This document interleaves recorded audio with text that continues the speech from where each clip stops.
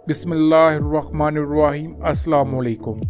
ज़ैन TV के मुअज़्ज़ज़ दोस्तों, रब ताला ने पाकिस्तान को बेइंतहा मादनियात से नवाजा है और इसी वजह से पाकिस्तान के दुश्मन दिन ब दिन बढ़ते जा रहे हैं। दोस्तों, पाकिस्तान में ऑयल और गैस के साथ साथ सोने, तांबे और लोहे के बड़े बड़े ज़खायर मौजूद हैं। पाकिस्तान में कितनी मिकदार में मादनियात मौजूद हैं, सब इस वीडियो में बताया जाएगा, लेकिन इससे पहले आप हमारा चैनल लाजमी सब्सक्राइब कर लीजिए। दोस्तों, बलोचिस्तान में एक कस्बा वाक़या है जिसका नाम रैकोडिक है। तारीखी लिहाज से रैकोडिक एक आतिशफिशा पहाड़ी का नाम था।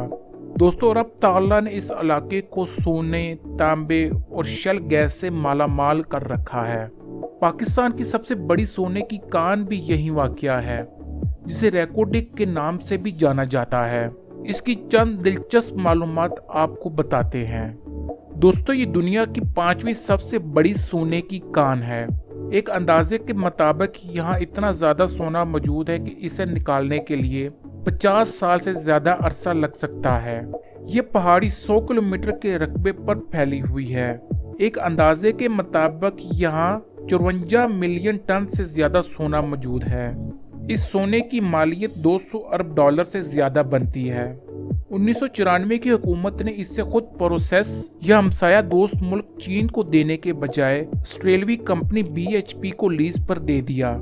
2004 में इन ज़खायर के हकूक को तथियान कॉपर नामी कंपनी को फरोख्त कर दिए गए और इस कंपनी को ये इख्तियार हासिल था कि वो स्टेट बैंक को बताए बगैर सोना एक्सपोर्ट कर सकती थी और इस कंपनी ने सोना निकालने के लिए 400 किलोमीटर के रकबे पर कब्जा कर रखा था।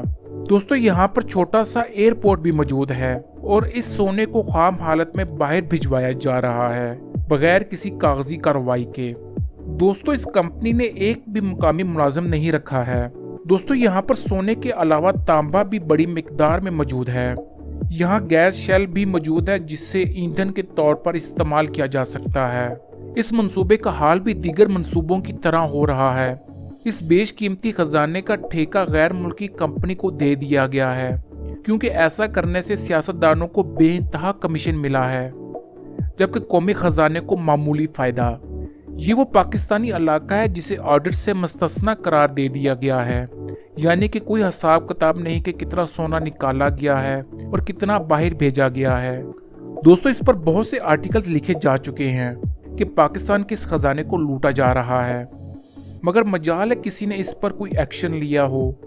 दोस्तों, ये गैर मुल्की कंपनी पाकिस्तान को नुकसान पहुंचा रही है और खजाना अपने मुल्क भिजवा रही है और हाल ही में कमीशन की खातिर मुल्की और आलमी अदालतों का ड्रामा रचाया गया।